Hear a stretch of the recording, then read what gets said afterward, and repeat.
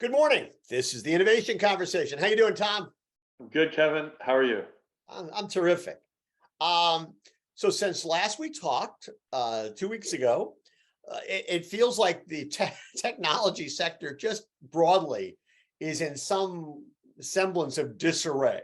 It's hard to find a really good headline about the technology sector. The most recent being the story from yesterday, Tuesday, saying that Amazon is going to lay off 10,000 people or eliminate 10,000 jobs. Presumably, I don't know why there's a difference there. There may be a couple of jobs unfilled that they're going to eliminate. We talked a little bit about Amazon last time. Okay, I'll throw it to you. What was your reaction when you saw those headlines? Not surprised. I go back even to the time that I was there, and every so often, so it's kind of cyclical, right? Every few years, you get going, you get building, you get moving forward, and you're charging hard. You can do no wrong. You can make no bad hire. You can make, you're making good decisions everywhere, and and then you kind of build up these financials that are dependent upon the growth of the engine that you have going, and then you hit these bumps. We had the 2008 housing and financial crisis bump, and that created some near-term headwinds in the economy. And back then, that was a long time ago now, but we had to do the same thing. And I'm sure there were a few times since then, given kind of economic headwinds and challenges, that the companies had to do that. And especially when you're in a hyper growth mode, and you're really leaning in and hiring, it's not uncommon to get up over the tips of your skis a little bit and have to pull back. And I think it's healthy to have to do that. It stinks. It stinks for the 10,000 people, that's for sure. Yeah. You hope that their Amazon experience, they've gained good experience. It looks good on their resume, and they many of them will find a place to land. You certainly hope so, but that makes sense. And frankly, that's what our Fed is. Our Fed is they want to get unemployment up. Like, right. This is it's the working. Economic headwinds that are created. This is kind of what they're asking for. Yeah, it's working. It's fascinating to me. One of the things that I wrote yesterday was the notion of even with the elimination of 10,000 positions, they're still way above where they were pre-pandemic. 3 years ago. They're also cutting a fraction of what other technology companies are cutting, whether it's Twitter, which we can get to later, Meta, Snap, Netflix. Everybody's cutting. Yeah, and they're cutting like 10+% of their workforce. Well, yeah, and so they're only. Amazon's only doing 1%, so it's still much lower. Yeah.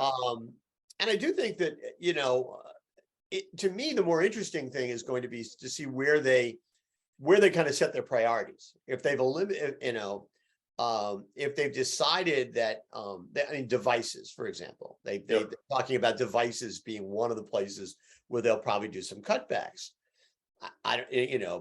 Based on the investment they've made up to this point, are we going to see that? Does it mean that suddenly they're going to come out with fewer Alexas?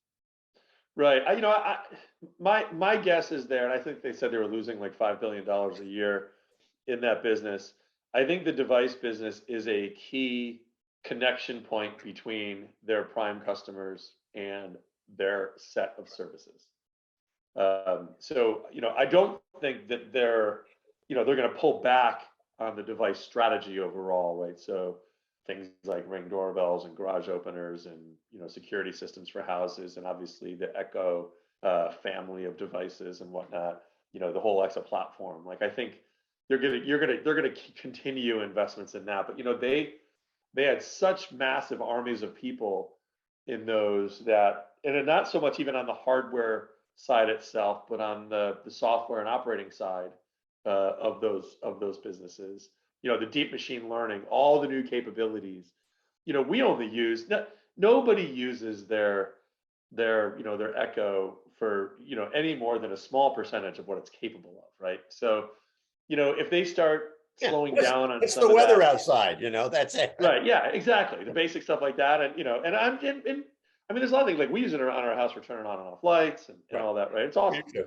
But we're still barely scratching the surface of what you can do with that. So I don't know. I don't know that we're going to see, a evidence of a change in strategy there at all. I think they're just tightening the belt in areas where they can. They already have a massive lead in the market there. Not that they're going to sit on the lead, but I think the level of innovation will be indiscernible. That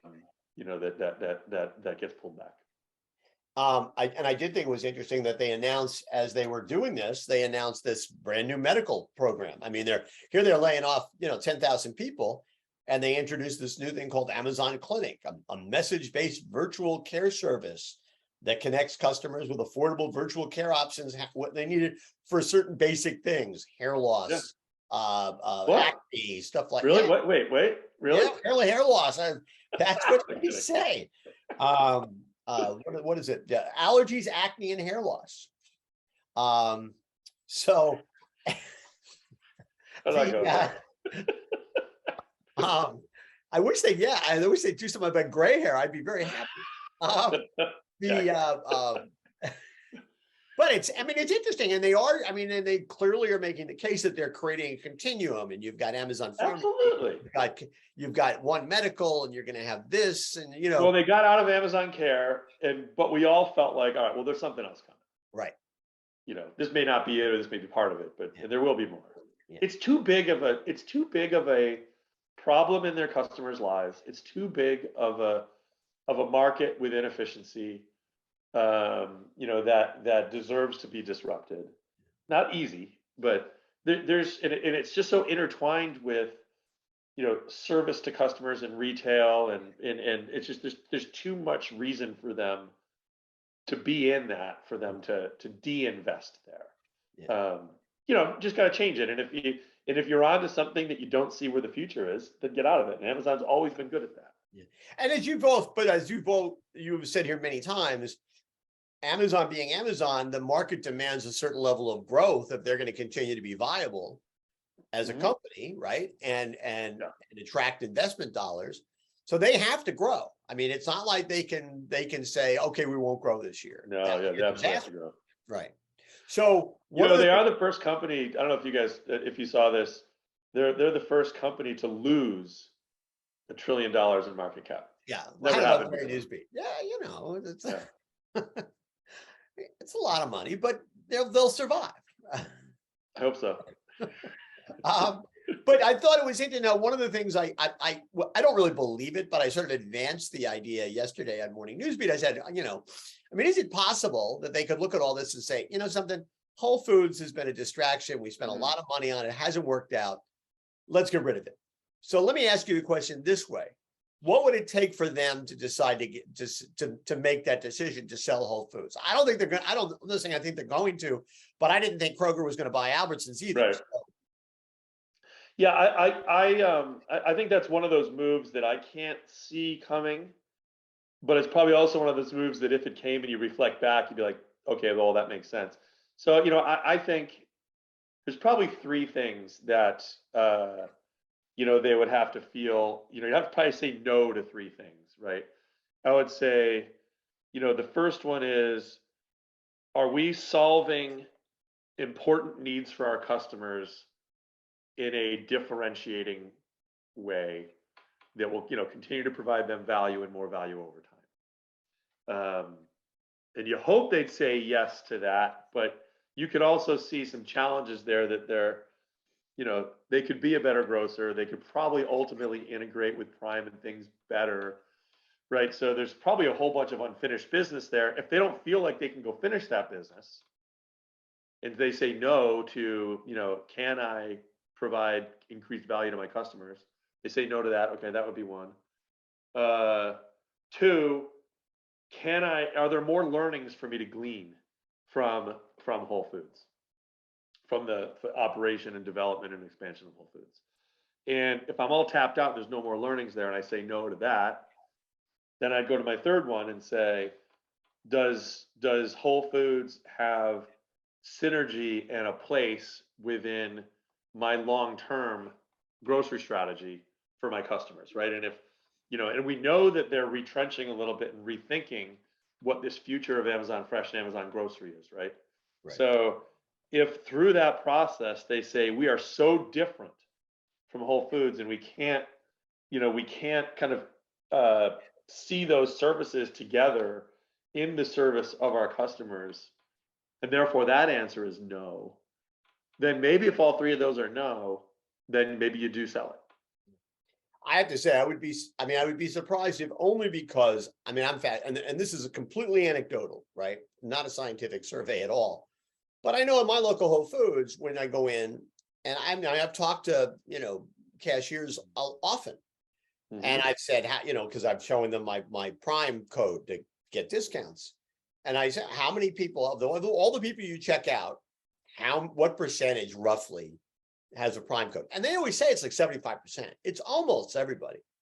Now that may be partially of where I live, but that's where I live is the kind of places where. No, I think that would be across the board. Yeah. And so I think that, so it would clearly, I'm not sure they're taking advantage of the synergies to the degree that they need to. And as I think I've said here before, and I know I've written on Morning Newsbeat, I know of this one retailer who you would think would be very have a lot of antipathy towards Amazon and Whole Foods, and just sort of be dismissive of their. And he firmly believes, he says they are one great operator away, one great executive away from figuring it out. They just haven't gotten that person yet. I can see that. I mean, obviously I've been inside there. I can see that. I think it's, yes, it is that one great executive in what they could do for that operation, at every level. But that executive also has to have the ability to navigate and be influential and win, for lack of a better term, arguments inside of Amazon, right? So you've got to both be that, merchant, that operator, that have that right vision and ability to execute in the field. Right. But then you also have to come back and navigate a pretty rigid, disciplined, like high performance bar, highly analytical. You have to have that side of you inside of Amazon as well. Yeah. If you're one and not the other, you won't be effective. And if you're only half good at each, you won't be effective either. Yeah. So it's an interesting challenge. I do think I still firmly believe it can be won. Right. So I do think eventually they get there. And they've hired a bunch of new folks in there to do it. So we'll see how they do. Quick question. I've been dying to ask you, Elon Musk. Do you think when you read it, but all the stuff this guy's doing, do you think there's a method to the madness? Well, or do you think it's just mad, or is it just madness? Well, it's definitely madness. But sometimes those kind of mad personas are some of the most brilliant and most effective, visionaries and innovators and inventors anywhere, right? Just to be clear, I wouldn't argue. Listen, brilliant guy. He's done amazing. Extraordinary. From PayPal forward. It would seem, though, that he is at the moment not listening to his better angels. Let's put it that way. Yeah, no, I would agree. I don't get the antics. I mean, I do, agree. Now, I don't know enough about, his vision for. Well, I don't think he's really said enough about what his vision is for Twitter. He said something, but like, what is his true vision for it? How that is different from where they are today? What's the path to getting to where they are today? And sometimes you got to break a lot of glass, right, to get to where you want to go. And if you have a different enough vision for where the company needs to be, and your existing team is pretty entrenched in what you were, sometimes you need to do that, right? You need to go. But now I don't know if you need to do all the fanfare and all the dramatics and everything that he's doing. You really need to carry a kitchen sink in, and come on. And he's clearly having a temper tantrum because he essentially, through his own fault, was forced to pay $44 billion for a company that was worth what, 10? So, and he didn't want to get deposed. clearly did not want to get deposed by the Chancery Court in Delaware, did not, Right. but he's the one who signed the papers that gave up the right to due diligence. So guess what? Yeah. That's what happens. Yeah. Um, Yeah. the So I don't know. We'll see where it all goes. and I'm sure okay, there'll be a lot more to come. and speaking of madness, I don't understand crypto. I don't understand FTX. I be honest with you, I don't know that I'd ever heard the word, or at least had not paid attention to the name Sam Bankman-Fried. Um, I mean, it does seem in a lot of ways that he is, at least spiritually related to Bernie Madoff. And we know what Madoff did to our Mets, which is, let's face it, among his lesser sins. But I think that, it is extraordinary to read some of these stories, and it does seem like a house of cards in so many ways. So many lessons along the way. And, I mean, I barely, know crypto, but yeah, crypto is based on, a finite amount. You can mine a finite amount of a currency. And then that currency is valued based on its users, right? What value is that currency being exchanged for? Whether it's dollars, other currencies, goods, services, right? Investment, right? That the basis of that value is based on what's being used for, right? So if you create a currency and then create a lot of froth around how to use it, right? You absolutely can pump it up. Now, can you pump it up to sustainable, long-term sustainable levels? I think across crypto, that's still TBD, right? I think there's a lot of folks that have made the jump into crypto and feel that it really does have a future, as a currency. Our U.S. currency is based on precious metals that sit underneath it, and it's regulated, self-regulated, right? By the Fed, and so there are similarities. There's a lot more holding up we have a lot more history. It's a lot more accepted in a lot of places and internationally recognized and all that stuff. So our crypto, but yeah, I mean, I think there's been a lot of lessons from that, because obviously that was built up, with a lot of froth. The money was spent, business deals were done. I mean, the network of companies that he intertwined based on the growth of that crypto and his use of that crypto and the value of the company, right? So the crypto is valuable, but then the company itself was valuable because its crypto was valuable. And then he used the company, equity to do a bunch of other things.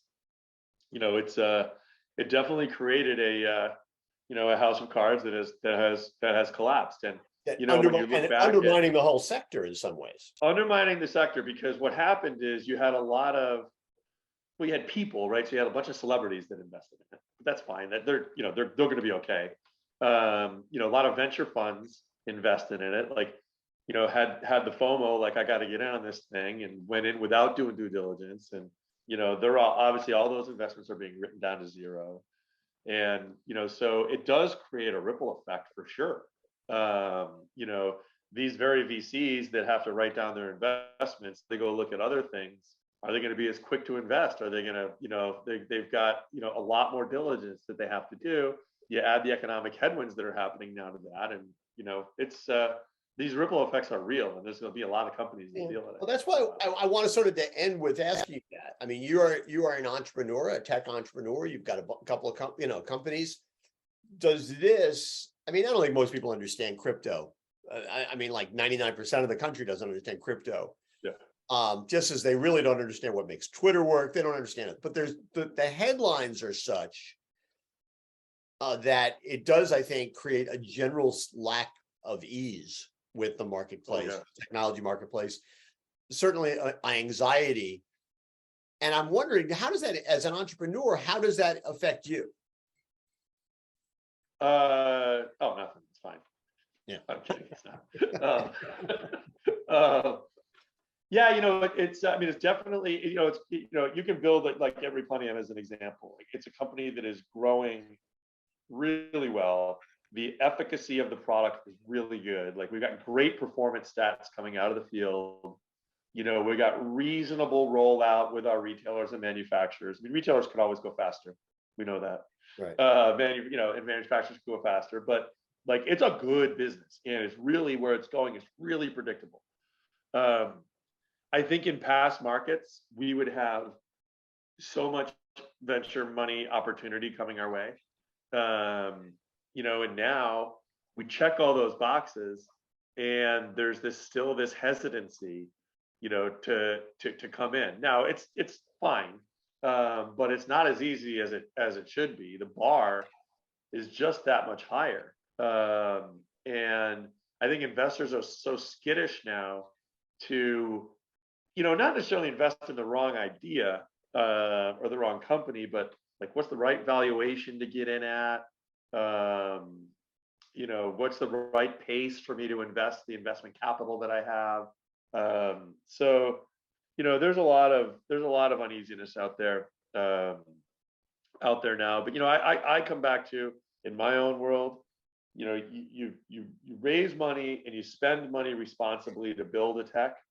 And these are like developing drugs. Like for years, when you're building a new technology, you put a lot of money into the build of the technology versus the revenue you're getting in on it, and then you find that point where you flip, into Right. cash flow positive. And in good markets, you can lean in and push out the need to be cash flow positive a ways and keep over investing in the tech. But in a market like this, you can't. You've got to get to that cash flow visibility into that cash flow positive and get to that cash flow positive sooner. And if you're in a business that can get there, that's awesome. If you are a 2021 unicorn that went out and raised money at $1 billion valuation, and you have a business model that's still, a year or more out from being profitable, you're in a tough spot. Like the next time you go out for money, chance of being a unicorn again is going to be pretty low. Yeah. Well, on that sobering note, listen, I mean, so much has happened in the last 2 weeks since we've talked. I'm almost afraid to think about what could happen in the next 2 weeks. But when it does, we'll be here to talk about it. We will be. All right. Well, hey, Kevin, happy Thanksgiving to you and your family. You too. You too. Thank you. And to everyone out there. And I will not only is Thanksgiving, but this Saturday marks, I'm going to give it away. I'm going to do a little thing on Friday. 21 years of Morning Newsbeat. Aw. Yeah, 21 years. I can now take Morning Newsbeat out for a legal drink. So. You can. It's legal drinking age. That's awesome. Well, hopefully we'll want to drink on Sunday after the Jets beat the Patriots. Oh, man. How great would that be? We need that. I don't know. We'll see. I don't know if it's possible. Tied for first place in their division. Doesn't get any better than that. Well, it does, but it's a nice. I hope it does. Take care. Have a good one. Thanks, Kevin. You too. Yeah.